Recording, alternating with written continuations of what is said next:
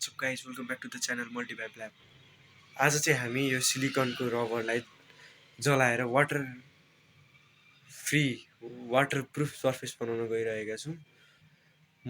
म के आग्रह गर्न चाहन्छु भन्दाखेरि हजुरहरूले यो एक्सपेरिमेन्ट घरमा नगर्नु होला। यो अलि हार्मफुल हुन्छ, यसले केही कजहरू गराउन सक्छ।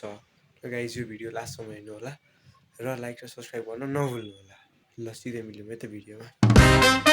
चलिए शुरू करते हैं। यो सिलिकन रबरलाई डढाएर हामीले वाटरप्रुफ सर्फेस बनाउन सक्छौँ कि सक्दैनौँ। Let's start. ल अब यसलाई जलाउँ है गाइज। यसलाई जलाउन मैले केही लिएको छैन, एउटा यही लाग्यो भनेर।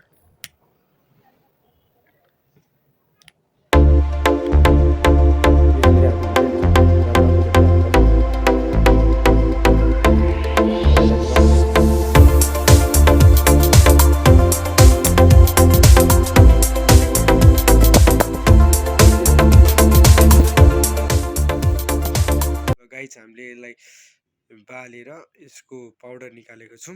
अब यसको हेरौँ है त के हुन्छ। यसले वाटर फ्री सर्फेस बनाउँछ कि बनाउँदैन। पहिला चाहिँ यसलाई हामीले म हातमा ट्राई गर्छु है त। यो गाइज मलाई चाहिँ यो एक्सपेरिमेन्ट प्रुभ भयो जस्तो लाग्यो है।